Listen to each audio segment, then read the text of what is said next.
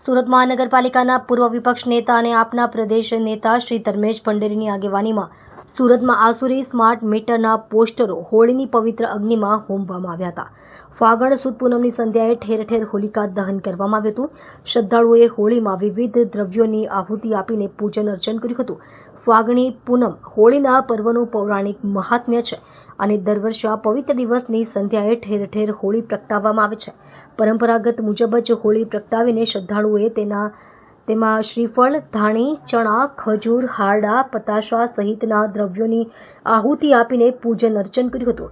આ ઉપરાંત જળથી અર્ધ્ય આપીને પ્રદક્ષિણા કરીને સારી તંદુરસ્તી અને સુખમય જીવનની પ્રાર્થના પણ શ્રદ્ધાળુઓએ કરી હતી.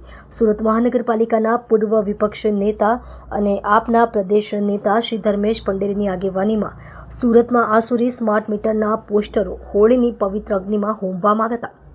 ધર્મેશ ભંડેરીએ કહ્યું કે જેમ હિરણ્યકશ્યપુને અહંકાર આવી ગયો હતો એવી જ રીતે ભાજપને પણ સત્તાનો મદ અહંકાર આવી ગયો છે. આજે હોળીના પવિત્ર દિવસે આમ આદમી પાર્ટી સમગ્ર સુરતમાં હોળીની પવિત્ર અગ્નિમાં સ્માર્ટ મીટર નામના અસુરનું દહન કરાયું. સુરતને સ્માર્ટ મીટરની જરૂર નથી.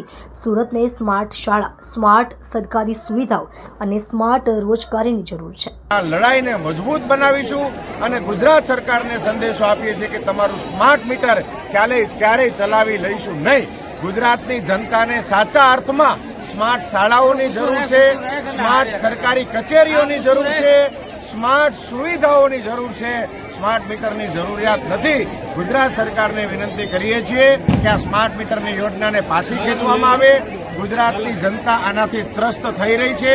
ગુજરાતની જનતા પોતાનું ગુજરાન માંડ ચલાવી રહી છે. ત્યારે આમ આદમી પાર્ટી ગુજરાત સરકારને આજે હોળિકા દહનના કાર્યક્રમના દિવસે પ્રતિકાત્મક વિરોધ સાથે એક સંદેશ આપીએ છીએ કે આ સ્માર્ટ મીટરને અમે ક્યારેય સ્વીકારીશું નહીં.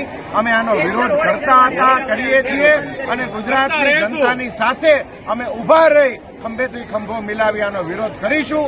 અને આજે આ પ્રતિકાત્મક રૂપે આ સ્માર્ટ મીટરની પત્રિકા એનું પોસ્ટરનું અમે હોળિકા દહનમાં અગ્નિમાં એને હોમીએ છીએ. જય માં ભારતી, જય જય ગરવી ગુજરાત.